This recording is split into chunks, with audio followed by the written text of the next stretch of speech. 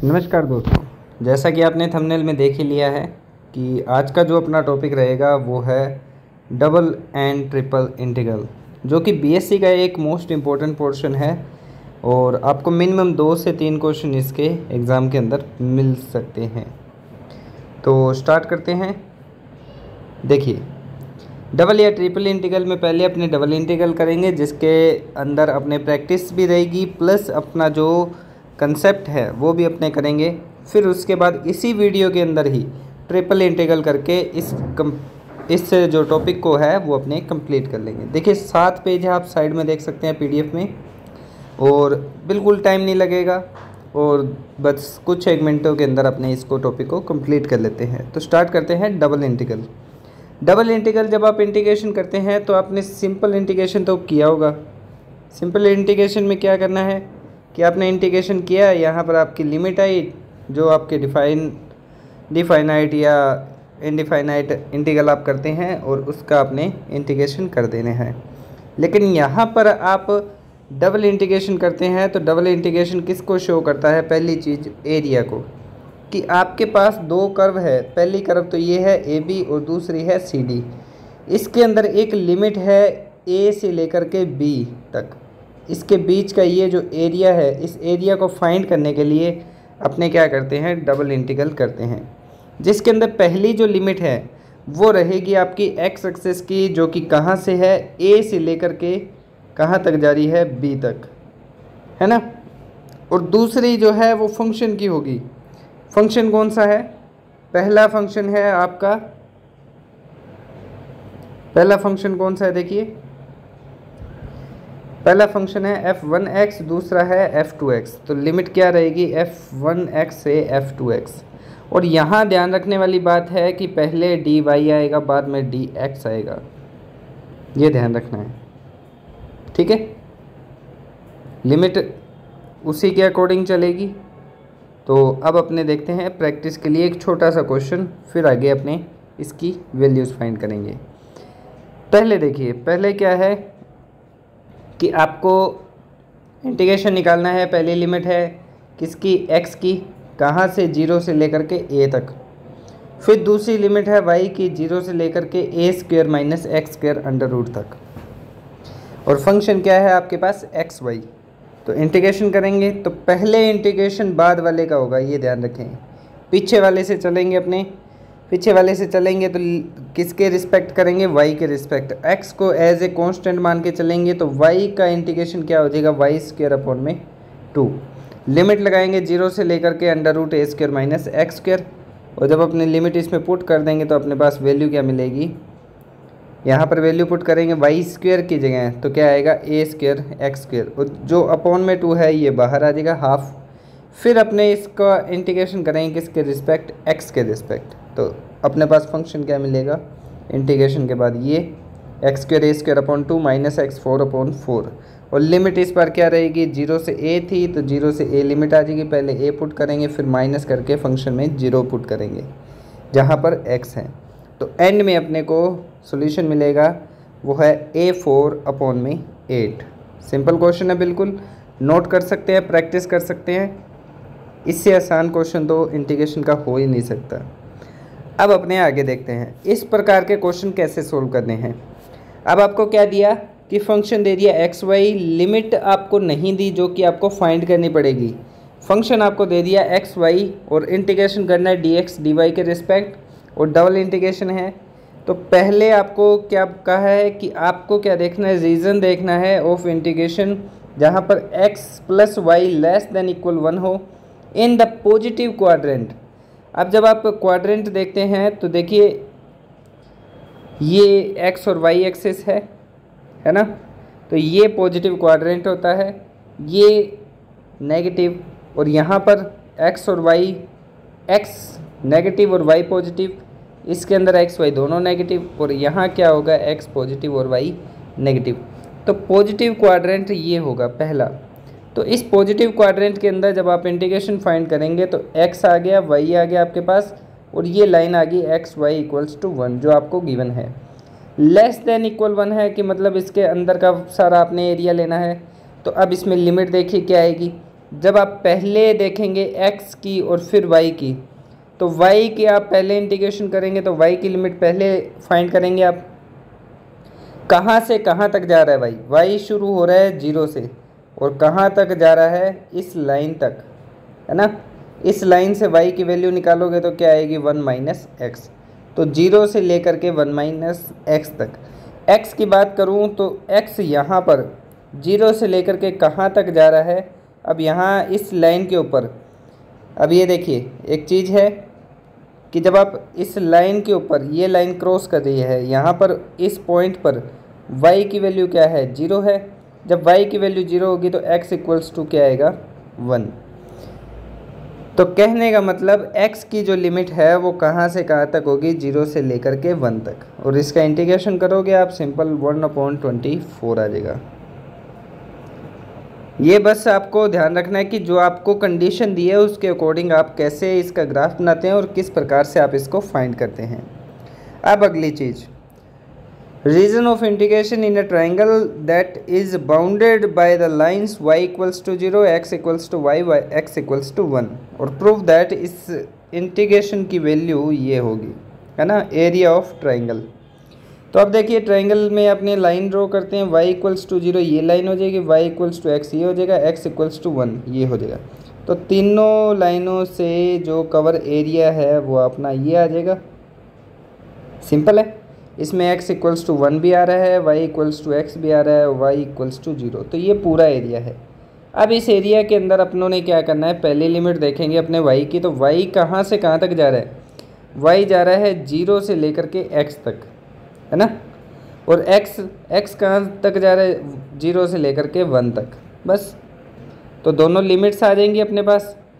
फिर आपने simple integration करना है, पहले y के रिस्पेक्ट फिर x के रिस्पेक्ट, और आंसर आ जाएगा आपका। सिंपल है। कोई भी डाउट हो आप कमेंट करके पूछ सकते हैं। आगे बढ़ते हैं। अब इस आपको दो यहाँ पर कर्व दे दी है, पैराबोला है, उसके आपने क्या फाइंड करना है, इंटीग्रेशन फाइंड करना है, एरिया जो इन दोनों के बीच में आ रहा है। तो पहले तो इनका इंटरसेक्टिंग पॉइंट देखेंगे। तो इंटरसेक्टिंग पॉइंट एक तो होगा 0,0, एक होगा 4a,4a। अब इस एरिया के बीच में ये एरिया आपको फाइंड करना है, इतना इतना दोनों कर्व जहाँ पर आपके मतलब एरिया इनके बीच में कॉमन आ रहा है। ये एरिया फाइंड करने के लिए आप क्या करेंगे, पहला तो आप जब आप लिखोगे तो क्या आएगा, इसका एरिया ये लिखना है। आपको कंडीशन दी गई है, सिर्फ लिमिट बतानी है आपने, है ना। तो क्वेश्चन तो आपको दे ही रखा है ऊपर स्टार्टिंग में। लिमिट के अंदर पहले y की लिमिट देखोगे तो y पहले नीचे वाला ये जो कर्व है ना, इस कर्व की लिमिट देखोगे y की वैल्यू तो क्या आएगी x²/4a। और ये कहाँ तक जा रही है, इस ऊपर वाली कर्व तक जा रही है। तो इस कर्व की इक्वेशन ये है, यहाँ से y की वैल्यू क्या आ जाएगी 2√ax। और x की वैल्यू कहाँ तक जा रही है, x की वैल्यू 0 से लेकर के कहाँ तक जा रही है 4a तक। सॉल्व करोगे 48/5a³, ये आंसर है। आगे बढ़ते हैं। तो इंटीग्रेशन निकालना है अपने, double integration of x y d x d y upon में 1 - y², जहाँ पर r जो एरिया है वो x² + y² इक्वल्स टू 1 का धनात्मक पाद है।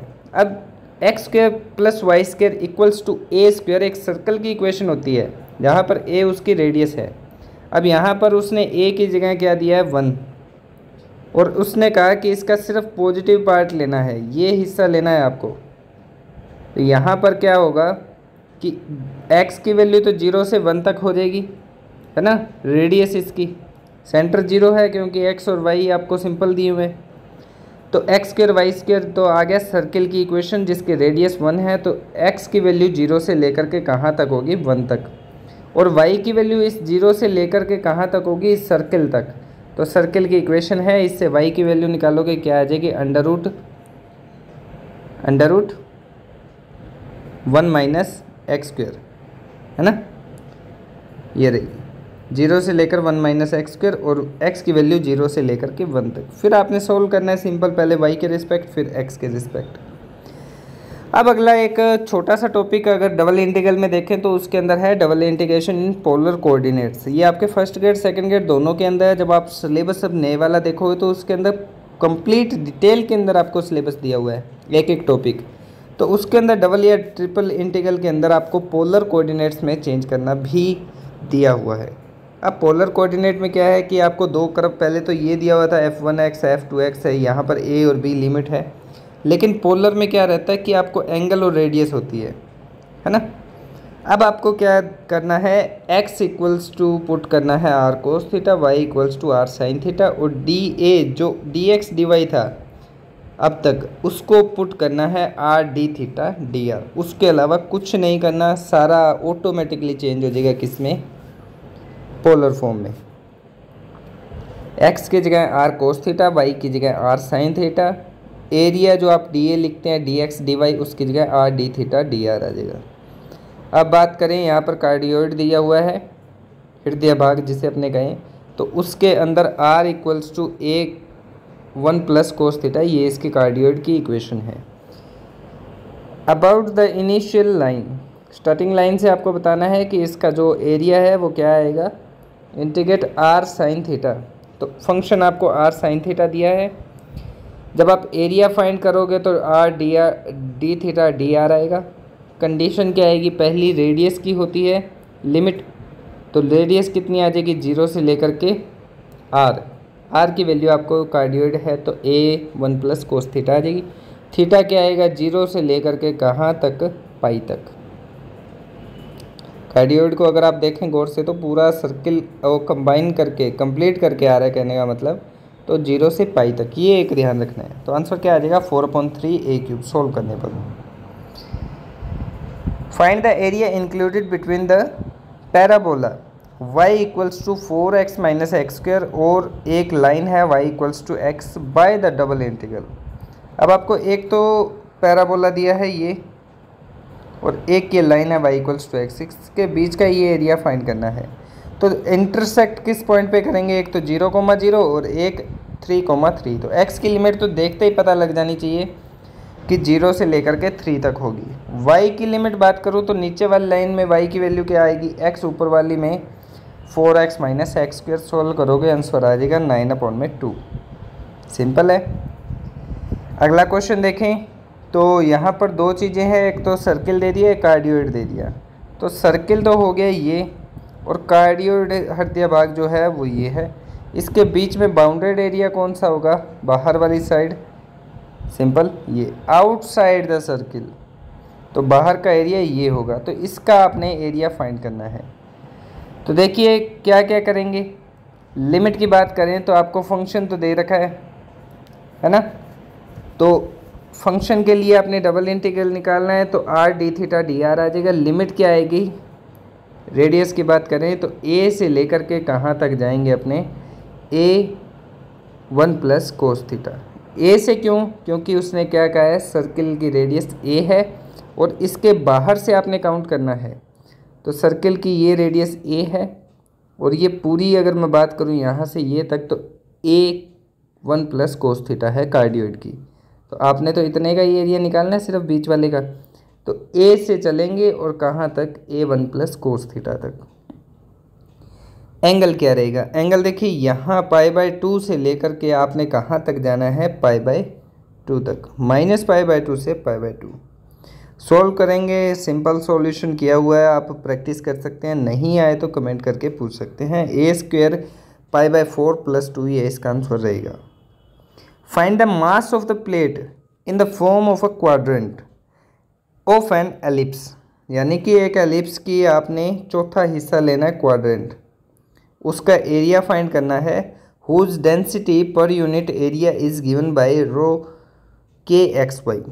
अब इससे आप उसकी डेंसिटी निकाल सकते हैं।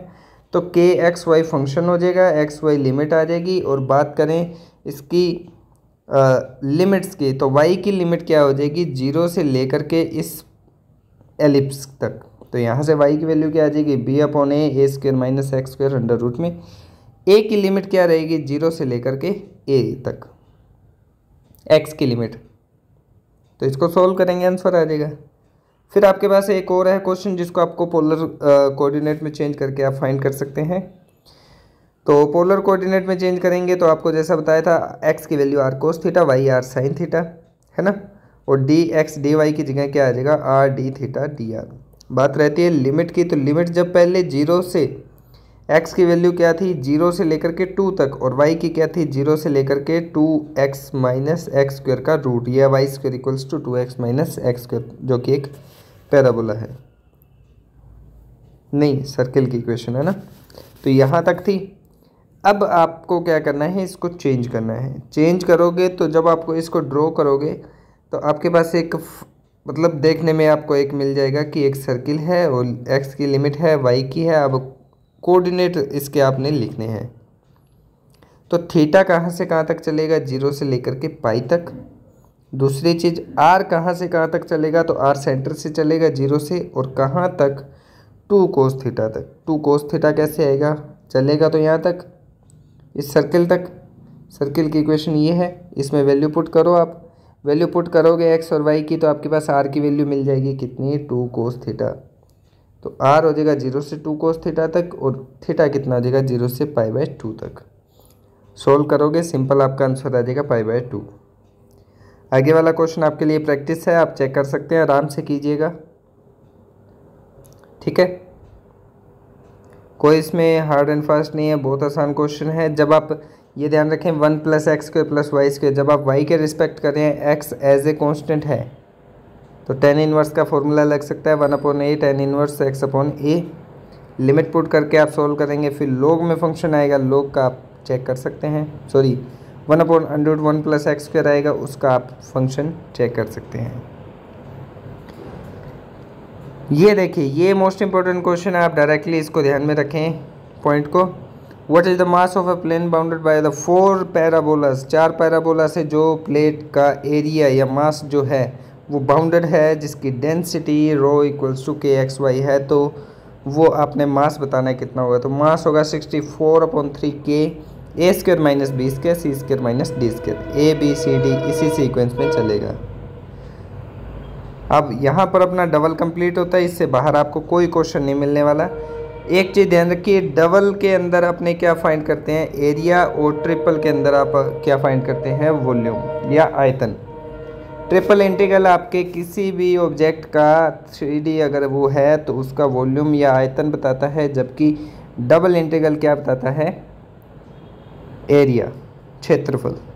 अब यहाँ पर सेम वही चीज़ चलेगी, dx dy dz, और लिमिट के अंदर सबसे पहले लिमिट आएगी x की, y की, फिर z की।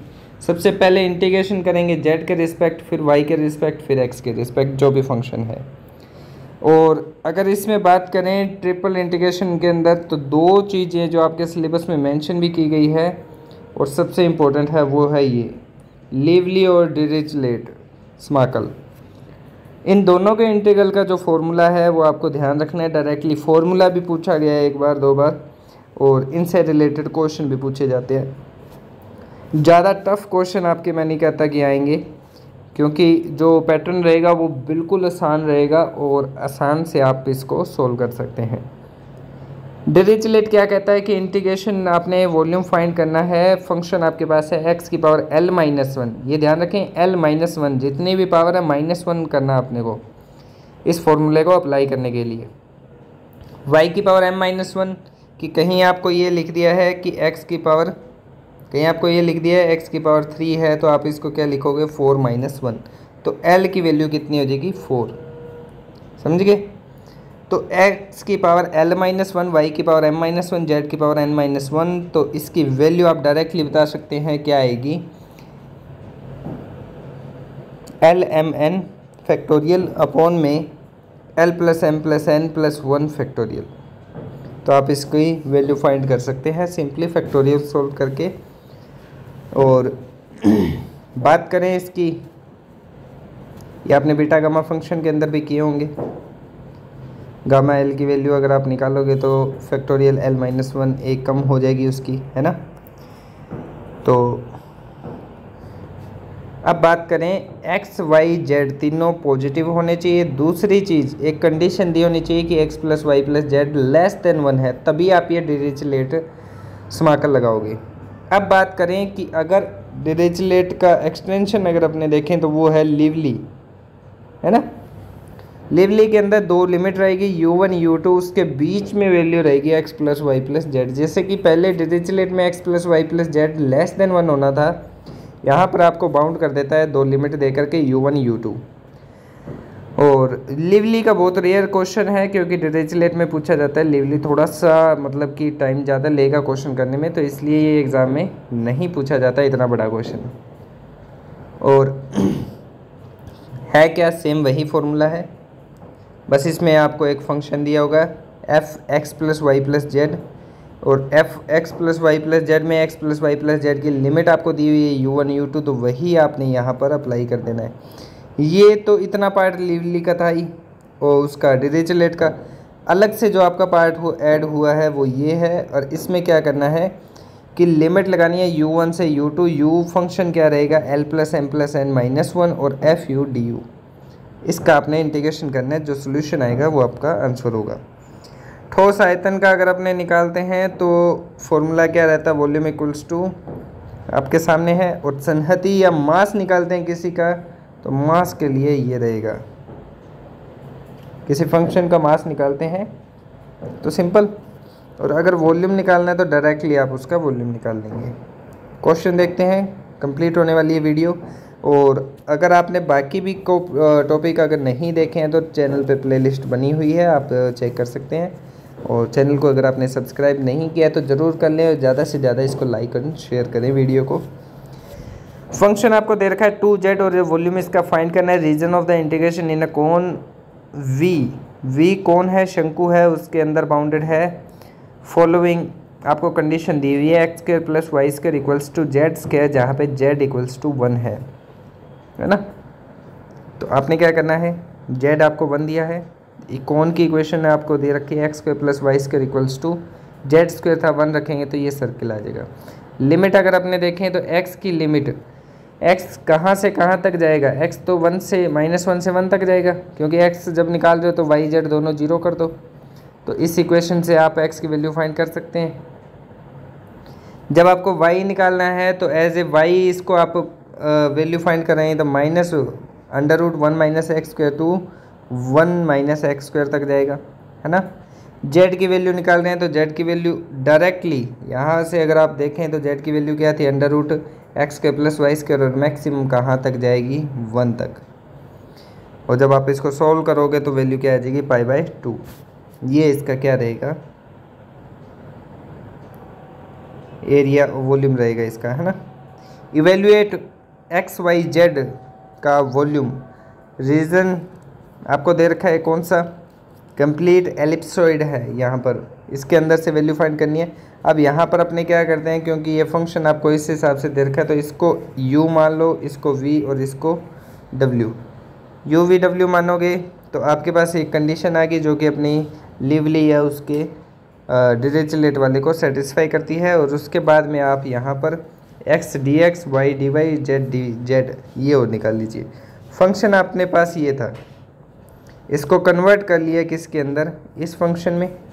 अब देखिए यहाँ पर आपको ना तो u है ना v है ना w है, लिखेंगे अगर तो पावर क्या लिख सकते हैं, 1 - 1 1 - 1 1 - 1, क्योंकि मैंने आपको कहा तो यहाँ पर l की पावर x की पावर l-1 होनी चाहिए, y की पावर m-1 मतलब -1 में होनी चाहिए। अब जब है ही नहीं तो 1 - 1 कर सकते हैं अपने, तो उससे l m n इनकी वैल्यू क्या मिल जाएगी 1 1 1। जब आप इसको सॉल्व करेंगे तो आपके पास एक आंसर होगा a² b² c² अपॉन में 48। आगे बात करें एक क्वेश्चन की, तो ये आपके पास क्वेश्चन दिया हुआ है, इसको सॉल्व करना है। चाहे तो आप पोलर फॉर्म में चेंज करके कीजिए, चाहे आप डायरेक्टली कीजिए, आपका आंसर आप चेक कर सकते हैं, है ना। तो ये क्वेश्चन हो गया कंप्लीट। अब आपने आगे बढ़ते हैं, एक और क्वेश्चन दे रखा है 0 से π/2, ये अभी वही क्वेश्चन है। हाँ, क्वेश्चन ये है, वॉल्यूम निकालना है x plus Y plus z, जिसका एरिया एनक्लोज है इस प्लेन से। प्लेन कौन सा है, x0 y0 z0 और x plus Y plus z equals to a positive है। तो यहाँ से आप लिमिट निकाल सकते हैं 0 0 0 से लेकर के x y z की वैल्यू क्या रहेगी। पहले आप z की वैल्यू निकालोगे तो क्या आएगी a - x - y, जब y की निकालोगे तो z 0 हो जाएगा, तो क्या आ जाएगी a माइनस एक्स, x की निकालोगे तो क्या आ जाएगी डायरेक्टली a, है ना। और बात करें इसमें कि आपको वैल्यू किसकी निकालनी है x plus Y plus Z की, तो वो उसका मान आप यहाँ पर क्या रख सकते हैं इंटीग्रेशन में a, तो a डायरेक्टली लिख सकते हैं, a बाहर आ जाएगा। सेम आपको इंटीग्रेशन करना है, कोई इसमें इतना हार्ड एंड फास्ट नहीं है। a 4/6 ये इसका आंसर होगा। यहाँ पर कंप्लीट होती है अपनी वीडियो, और साथ ही साथ आपके लिए 2 मोस्ट इंपॉर्टेंट क्वेश्चन और है। Find the volume of the first octant अष्टांशक, है ना, बाउंडेड बाय द सिलेंडर्स। अब इन सिलेंडर से जो इसका 8वां हिस्सा जो है बाउंडेड, वो आपने बताना है। तो देखिए क्या आएगा, पहले अपने बात करें तो लिमिट 0 0 0 से चलेगी, है ना। z की लिमिट अगर मैं देखूं तो कहाँ से क्या आएगी, a square minus x square. Y की देखूं तो a square minus x square, और x की देखूं तो क्या आएगी, दोनों तरफ से a आएगी। सॉल्व करोगे तो 2/3a³, ये ध्यान रखना है। एक क्वेश्चन एग्जाम में ये पूछा जाता है कि द्वि और त्रिसमाकल होते हैं, तो 4 ऑप्शन दे देंगे, उसके अंदर एक ऑप्शन आपको बहुल मिलेगा, तो बहुल इसका राइट आंसर है। देखिए कुछ ही मिनटों में अपनी जो क्लास थी ये कंप्लीट हो गई। बीएससी का एक मोस्ट इम्पोर्टेंट टॉपिक हो गया है डबल और ट्रिपल इंटीग्रल, द्वि और त्रिसमाकलन। तो क्वेश्चन भी हो गए हैं, साथ ही साथ हर एक तरह के क्वेश्चन इसके अंदर मैंने इंक्लूड किए हैं। इससे बार मुझे नहीं लगता कि कोई आपके सेकंड ग्रेड या फर्स्ट ग्रेड के अंदर कोई क्वेश्चन रहेगा। तो आप जितने हो सके, जितने भी मैं कंप्लीट क्लासेस करा रहा हूँ आप कंप्लीट देखें, ताकि आपका एक भी क्वेश्चन जो है एटलीस्ट अपने जितना करें कम से कम उतना तो अच्छा करें। तो जितने भी क्वेश्चन आप अलग से पढ़ते रहिए, अपनी तैयारी करते रहिए। इन टॉपिक्स में से जो मैं करवा रहा हूँ उनमें से अगर कोई क्वेश्चन बाहर मतलब कि आने का चांस ही नहीं होता। तो आप अपनी तैयारी कंप्लीट कंटिन्यू करते रहें, साथ ही साथ इन वीडियोस को भी देखें, ताकि आपको अगर कोई भी डाउट है तो वो आपके डाउट क्लियर हो सके। तो आज की वीडियो में इतना ही, मिलते हैं नेक्स्ट वीडियो में। Thank you so much.